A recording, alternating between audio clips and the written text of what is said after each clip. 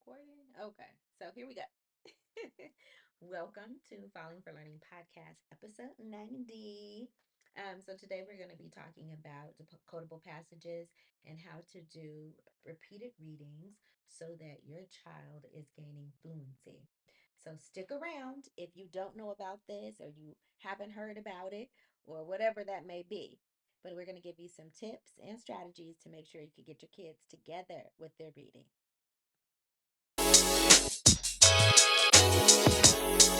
Hi, thank you so much for joining the Falling for Learning podcast. I am TD Flenaugh. We have this podcast to help parents and caregivers with having the resources, strategies, and tools needed to make sure that their children are on track for learning and to stay on track for success.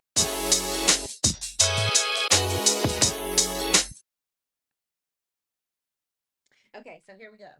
So this is a decodable passage, and when I mean a decodable passage, what I mean by that is that it's a passage that has spelling patterns that they have been taught.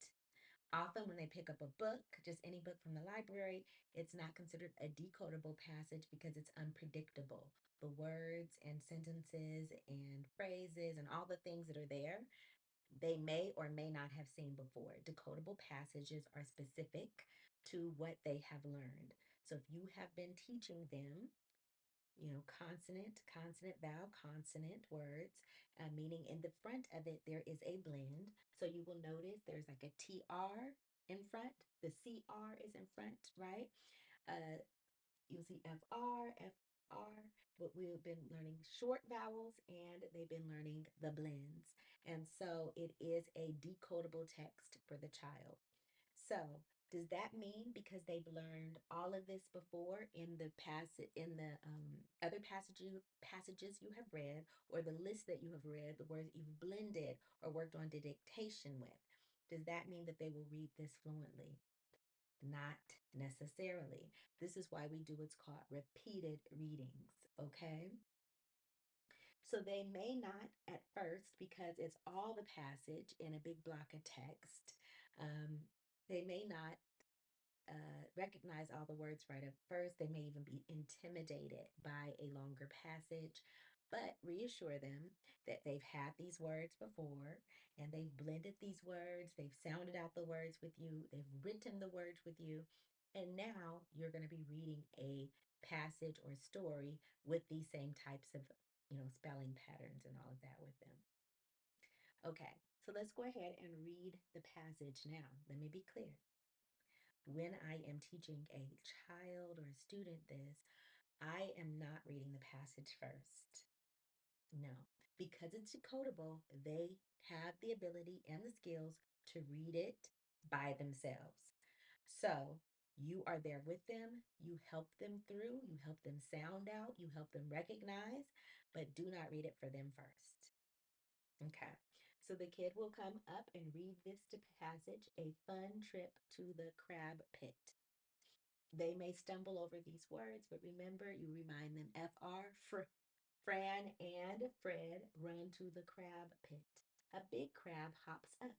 Fran grabs a rock. Fred taps the crab. The crab runs. Fred grins. That crab is fast. Fran spots a frog. The frog hops in. Plop. Frog in the pit, Fran yells. Fred runs to the frog. The frog slips out. The pals sit as the crabs and frogs zip and hop. So I just read it for them. Just read it for you, right? But when you have the kid read it, it may take them a long time to get through a passage this long, even though they can sound out these words. And again, you give them a lot of encouragement, but the goal with fluency is for them to read like they're talking. Some people misinterpret it and think, oh, this is where you start reading really fast. And it's not. It's reading like you're talking. And I remind kids that when they watch TV, often the people that they're watching TV are reading a script, and but you don't know because they read like they're talking. They are fluent readers. So I remind them of this. After they read through it themselves, I then will do a fluent read for them. I model what it sounds like, adding expression. Frog in the pit, right? So you find those places where there is expression, where they're supposed to pause at the periods and all of that, and you are modeling that for them. So after you do that, very important, you go to the next phase where you want them to start recognizing those patterns that they have read before, that they've sounded out before, and all of that. So you help them to mark up the text. Now, I have not said annotate because annotate is a different thing. Annotation is both noting, making notes, and marking up the text, but they don't have to note what's on the text. They just need to mark it up. Okay, so I adopt different ways that you mark up the text. So, for example, I might say you're going to underline all the words that have the CR blend to it. So we start at the title and we're underlining the CR words. I usually have them underline the whole word. So there's crab, and they'll see it several times. But if you know with your struggling readers, they may see crab, and every time they see crab in the first time that they read it, they may be stumbling over that word. So helping them go back and recognize crab, because they may go crab, crab. And then when they get here, a big crab. And I know we have to have patience when we're teaching our young readers, our struggling readers, because like if it's up here and it's here and it's here, but again, they're new, so they don't see all of these patterns. So us going back to mark up the text helps them to see these patterns, recognize these patterns, and the more they do this, they will be better at recognizing the patterns. So when they get to crab the second or third time, they're going to say, the crab. Okay, here it is. The crab runs. Fred grins. Again, as they're going through this is like their second read. They are definitely using the time to read the words. So sometimes we get this twisted and we just have them scan when they should be reading. Fran and Fred run to the crab pit. A big crab hops up. Fran grabs a rock. Fred taps the crab, underline. The crab, underline, runs. Fred grins. That crab, underline, is fast. Fran spots a frog. The frog hops in. Plop! Frog in the pit, Fran yells. Fred runs to the frog. The frog slips out. The pals sit as the crabs, here it is again, and frog zip and hop. So we have a second read. We were looking for the CR words. Now, I may do another way to mark up the text because we obviously have the FR blend many times. Now, just to stop for a moment and pause and tell you more about what a blend is. A blend is two consonants in this case that both keep their same sounds. And I feel like that's a little debatable, but let me tell you why. So for the word Fran, for the FR, the F sound, the R sound, R, right? It's easier to sound it out by saying fr, putting it together instead of fr, n. It's easier to say fr, n, fr, n. I put a little schwa on there, have to watch that. Okay, so this time I'm gonna put like a squiggly line underneath. Fran and Fred. And here we are getting a third read now, right? We're looking for squiggly lines for the fr words, the FR blend. Fran and Fred run to the crab. Ooh, I know that word, right? I just marked it in. Pit, a big crab hops up. Fran, squiggly line, grabs a rock. Fred taps the crab. The crab runs. Fred grins. That, oop, I missed it. I gotta go back. Fred grins. That crab is fast. Fran spots a frog. Ooh, frog, that's one. Did I miss frog other times? No, okay. The frog hops in. Plop, frog in the pit. Fran yells. Fred runs to the frog. The frog slips out. The pals sit as the crabs and frogs zip and hop. Okay, so we have done this. Now, another way I want to know, you may highlight these with different colors using a crayon, using an actual highlighter of different colors to help them mark up the text.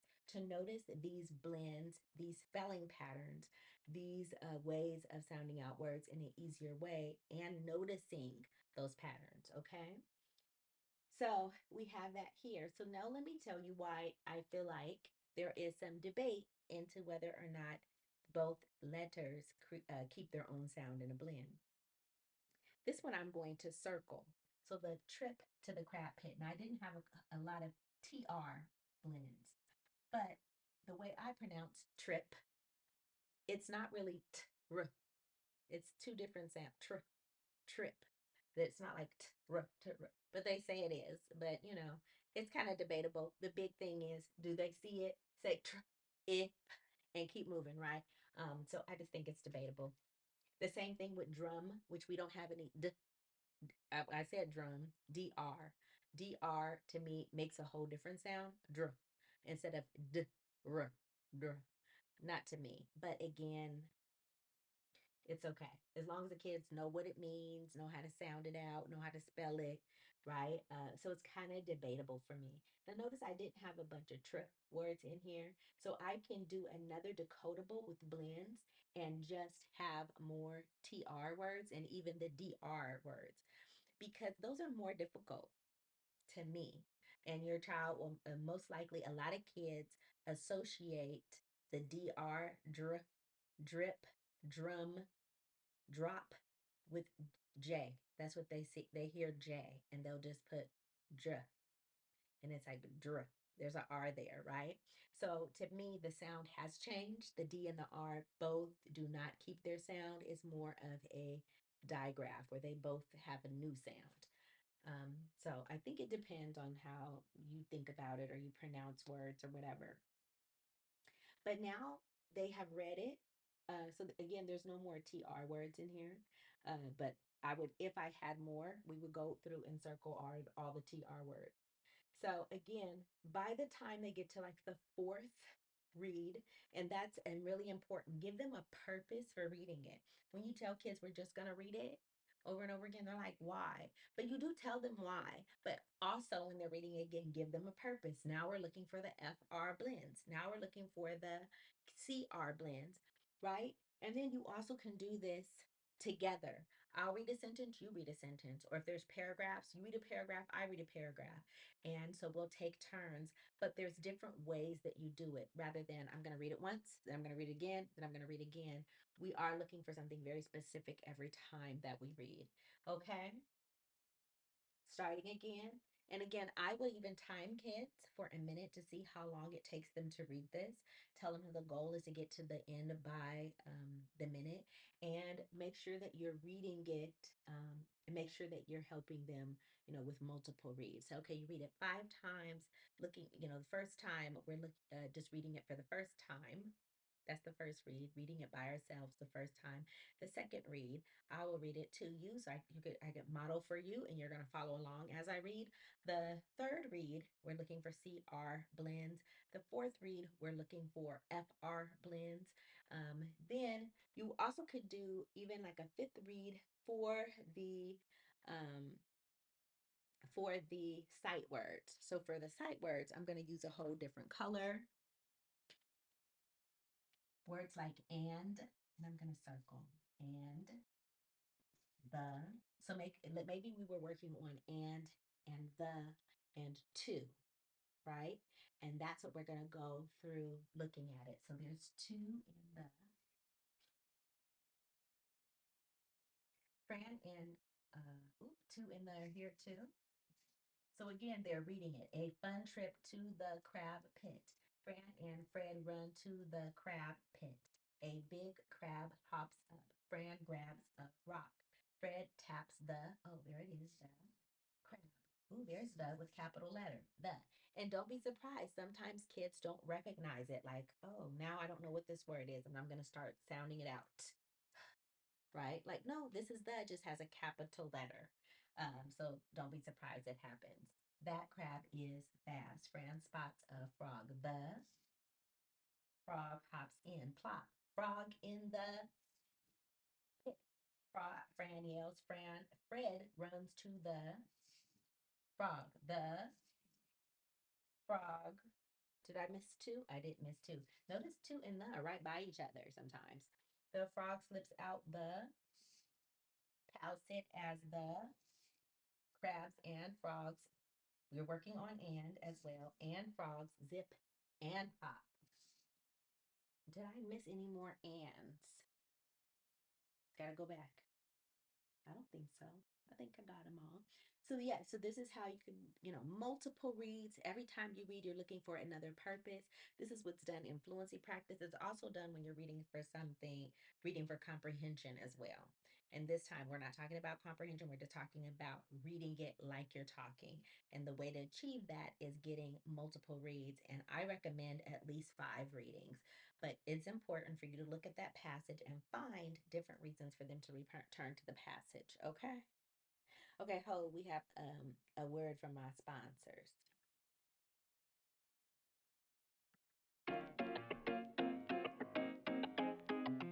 The Rewrite Method and the Rewrite Method Workbook are your go to resource for helping kids to learn to fall in love with writing.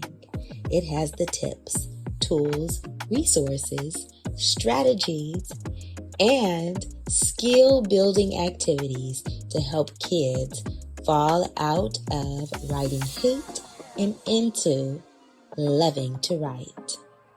Get your book set today.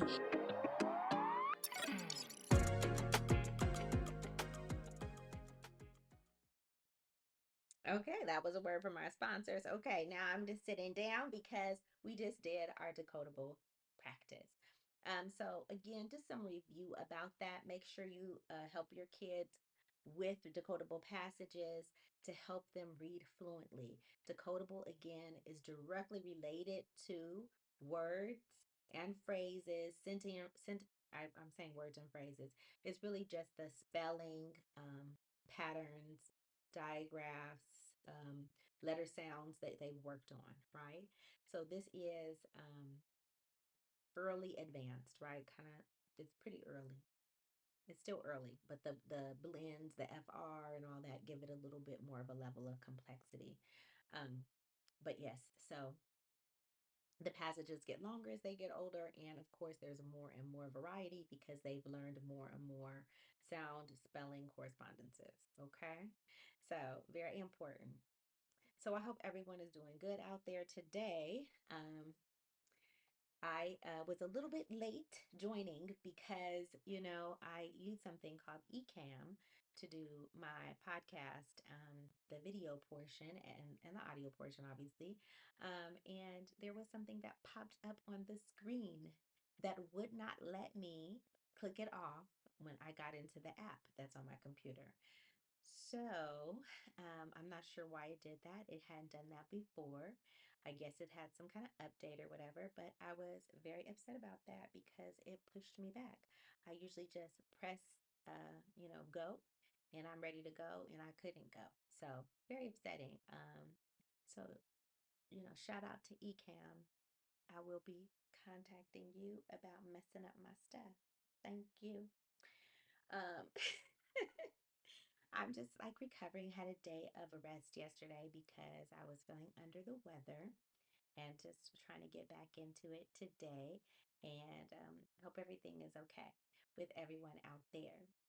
I do want to say that, we're in the month of March right now, and there's Women's History Month. And I don't really talk about all the different holidays and types of months or whatever, but one of the things that I have been thinking about and think it's really important for us to think about is like synthetic hair. Isn't that something? So I'm going to do another podcast episode and just let you know what's coming up on research. So I need to research like the synthetic hair there. I know if you have been following a little bit on social media as well as some reports and research out there that there have been toxic chemicals, even carcinogens, which means that they're linked to it's linked to cancer. Carcinogen is something that causes cancer. So, um, obviously, I use like braids with extensions, and so I need to look into that. I'm going to be doing some research, and that is really something that I am going to talk to you guys about and do a series on research because obviously our education is not just for education's sake. Education is for liberation. Education is for us to live a healthier, more enjoyable life and to have options. And so now finding out new research, new information, I need to do my own research and find out what path I'm going to take because I need to make some changes to take care of myself. Obviously, if something that am using is harmful to me. And I also want you to know because you might be out there using the same thing that are harmful, not just for yourself, because of course I've been wearing like braids extensions since I was a little kid, and I'm sure many kids wear them. So is something that we need to look out for and pay attention to. So I'll be sharing some of my research techniques because this is the research that, it's also what you need to be doing when you're teaching your kid to learn, for them to do their own research, for them to find out about things. Because when they do that, of course, they are able to control what's going on with their lives and how they're able to help others and find out more about what they want to do and what they're interested in. And so that's something I really want you to stick around for. It's coming up next week. I'll be having an episode on research and the techniques that I use, the search engines that I use, and then how you could do the same with your kids as you're teaching them to use their education for liberation. So as I'm moving forward, I want you to know we are on, remind you, I said at the very beginning, we're on episode 90 of the Falling for Learning podcast. And that is so exciting. I really started this podcast 90 weeks ago, and I have not missed any weeks. Every week for 90 weeks, we put out a new podcast. And today, or a couple of times, I feel like I was thinking about like doing a repeat episode or something like that, but I haven't done that. I just put out new episodes every time. And it ranges from solo podcast episodes, and we have lots of wonderful guests. We're in our second year of the podcast and coming up in season 3, which starts in July. The podcast started July 1st, 2023. I'm exploring some options now, maybe taking it out of my dining room, possibly, I don't know, or maybe we'll stick around in the dining room. I don't know, but yeah. So if you have any comments about any topics that you want us to cover on the Falling for Learning podcast, any guests that you can recommend, maybe you want to be a guest, let us know, reach out to us. Put it in the comments. You always can email me at td@writertie.com, and we'll be really glad to hear from you. Thanks again for joining us, and do something today that gives your kids and the kids that you serve a competitive advantage.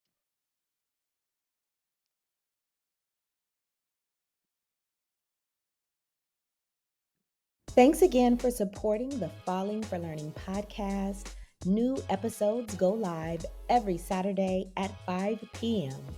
You can watch us on youtube.com at Falling for Learning or listen on all major podcast platforms such as Apple, Google, Audible, Spotify, and much more. For more resources, visit fallinginlovewithlearning.com. We really appreciate you. Have a wonderful week.